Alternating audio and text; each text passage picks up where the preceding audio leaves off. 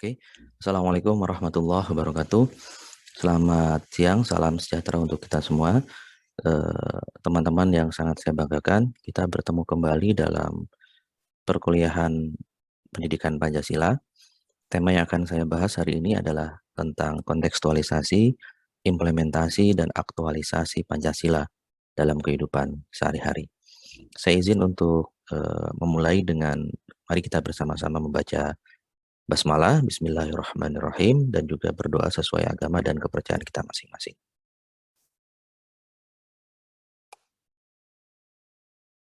Oke, saya ingin izin share screen ya. Kita mulai dengan membahas tentang materi hari ini, yaitu kontekstualisasi, implementasi, dan aktualisasi Pancasila dalam kehidupan sehari-hari. Kita tahu bahwa bangsa Indonesia adalah bangsa yang sangat besar ya, yang beragam, terdiri dari 17.508 pulau, kurang lebih seperti itu. Dari Pulau Sabang sampai Merauke, dari Pulau Miangas sampai Pulau Rote. Ini banyak sekali suku bangsa, budaya, bahasa, ya, ras, ya, golongan seperti itu, yang itu menjadikan kita punya potensi unggul dan juga modal sosial bagi kemajemukan bangsa Indonesia. Kemajemukan ini adalah modal sosial. Ingat, Tuhan pernah mengatakan bahwa kita itu semakin beragam, semakin berdaya, semakin beragam itu semakin punya kekuatan, ya. Bagaimana kita mengelolanya, itu yang penting. Nah, ada tantangan dalam kehidupan kebangsaan Indonesia di masa kini, esok, dan masa datang, yaitu tantangan eksternal berupa telikungan globalisasi dan pertarungan antar ideologi, dan saat ini terjadi melalui media massa, baik sosial media, media elektronik, dan sebagainya. Tantangan internal juga ada yang bersumber dari keanekaragaman budaya yang kita miliki.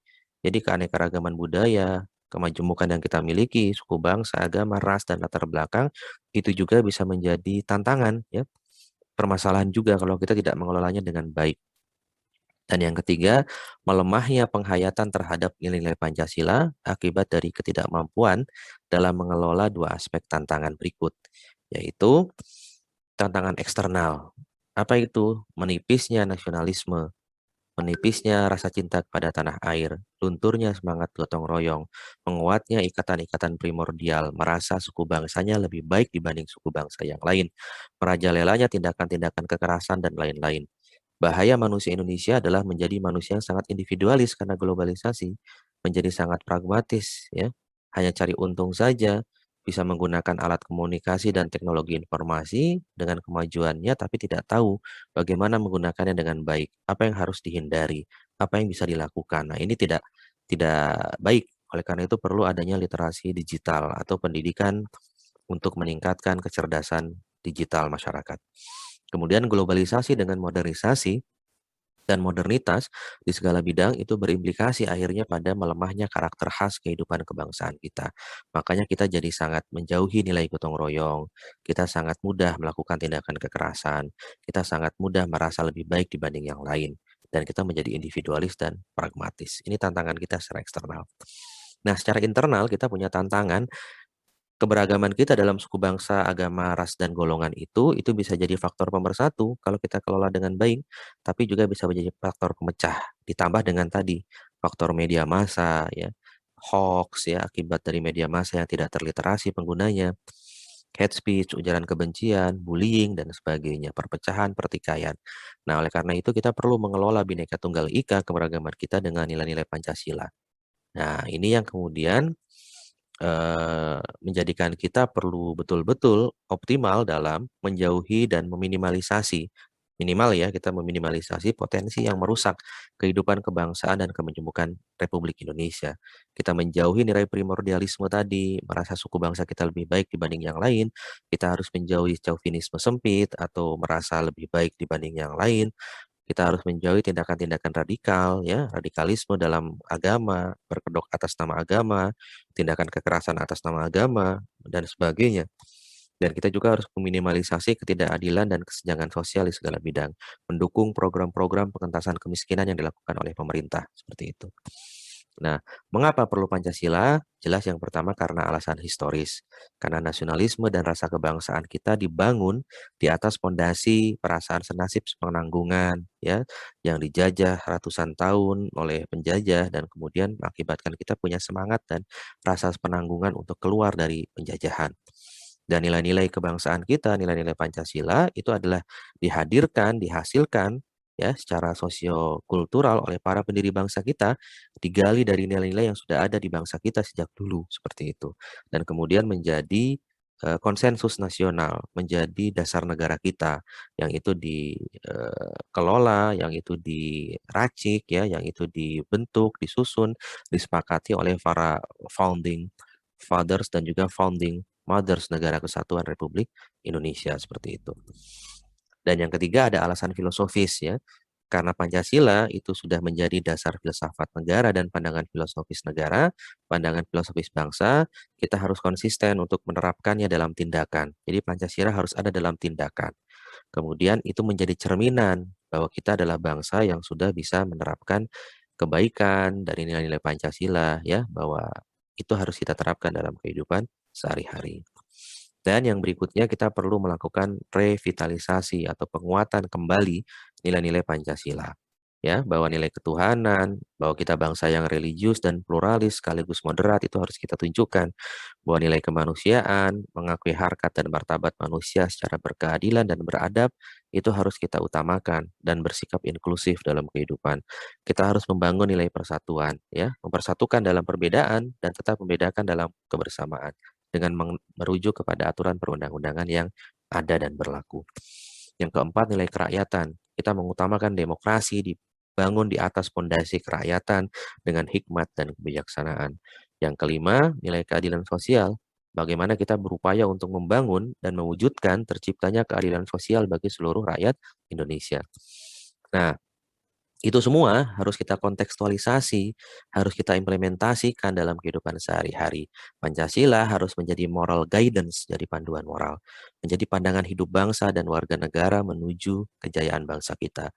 Pancasila harus mampu menjadi arah dan tujuan yang jelas dalam berbangsa dan bernegara.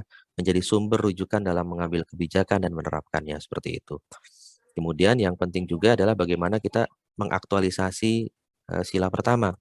Ya, setiap warga negara wajib mempercayai Tuhan, ya, wajib bertuhan, saling menghormati dan menjalin kerjasama di antara pemeluk agama yang berbeda dengan mengedepankan sikap inklusif dan toleran, saling menghargai dan menghormati kebebasan menjalankan ibadah sesuai agama dan kepercayaan masing-masing, tidak memaksakan suatu agama dan kepercayaan kepada orang lain. Itu yang harus kita aktualisasikan menjadikan Indonesia adalah negara yang beragama. Ya, yang kedua, kita harus mengakui hak dan martabat manusia adalah sama. Kita harus beradab, kita harus mencintai di antara sesama manusia, kita harus mengembangkan sikap toleran dan saling menghargai. Dan kita harus menjauhkan permasalahan ini, kekerasan, kemanusiaan, dan pelanggaran HAM yang masih terjadi. Ini harus kita minimalisasi dan hilangkan. Yang ketiga, mengamalkan sila ketiga adalah dengan menempatkan kepentingan negara di atas kepentingan pribadi, kelompok, atau golongan. Rela berkorban untuk kepentingan bangsa dan negara, cinta tanah air dan bangsa, ya, menghargai yang seagama, yang berbeda agama, dan seluruh umat manusia. Bangga menjadi bangsa Indonesia, bertanah air Indonesia, dan berbahasa persatuan bahasa Indonesia. Yang kelima, mengupayakan persatuan dan kesatuan di antara perbedaan. Dan permasalahan yang ada, yaitu sentimen antar suku akibat ego sektoral harus kita minimalisasi dan kita hilangkan. Yang keempat, bagaimana mengamalkan sila keempat adalah membangun demokratisasi, melibatkan masyarakat secara aktif dalam berbagai bidang kehidupan. Itu tugas negara yang harus kita dorong dan kita dukung. Mengutamakan musyawarah mufakat dalam pengambilan keputusan, dan juga mengedepankan dan mendahulukan keputusan bersama di atas kepentingan pribadi atau golongan. Yang terjadi, permasalahan yang ada adalah masih ada pembodohan politik, masih ada pemanfaatan lembaga-lembaga negara untuk kepentingan korupsi, bagi kepentingan kelompok dan sebagainya. Dan ini harus kita dorong untuk kita minimalisasi dan kita hilangkan. Lembaga-lembaga seperti polisi, ya, Polri, Kejaksaan, KPK harus kita dorong untuk mampu mewujudkan Indonesia yang bebas korupsi dan juga tindakan-tindakan yang merugikan masyarakat. Kemudian sila kelima, Pengamalannya adalah dalam bentuk mengedepankan prinsip keadilan dalam setiap kebijakan pemerintahan, membangun suasana dan ikatan kekeluargaan, serta mengedepankan sikap dan prinsip gotong royong, menjaga keseimbangan, keserasian, dan keselarasan antara hak dan kewajiban, menghormati hak orang lain, tidak melanggar hak orang lain. Ya, yang kita harus jauhi adalah terjadinya kesenjangan ekonomi dan sosial serta penguasaan sumber kapital dan ekonomi oleh segelintir orang dan kelompok seperti itu. Oleh karena itu, kontekstualisasi, implementasi, dan aktualisasi Pancasila itu bisa dilakukan dalam kehidupan sehari-hari melalui dua saluran utama. Yang pertama adalah objektifikasi. Berusaha agar pelaksanaan hidup bernegara sudah mencerminkan pengamalan sila-sila Pancasila di atas, baik dalam pembuatan perundang-undangan maupun kebijakan negara lainnya. Nah, ini harus kita selalu pantau dan dorong pemerintah. Kemudian subjektifikasi. Berusaha agar warga negara, agar warga bangsa menjadikan nilai-nilai Pancasila sebagai norma kehidupan berbangsa dan bernegara. Dengan sikap toleran, inklusif, pluralis, dan mengedepankan rasa beradab dan kemanusiaan, musyawarah mufakat, serta keadilan. Insya Allah, nah, bangsa dan masyarakat Indonesia yang berserikan nilai-nilai Pancasila dalam kehidupan keseharian akan terwujud. Saya rasa itu yang bisa saya sampaikan dalam pertemuan kali ini. Kurang lebihnya mohon dimaafkan. Selamat berjumpa kembali di tema perkuliahan berikutnya. Assalamualaikum warahmatullahi wabarakatuh.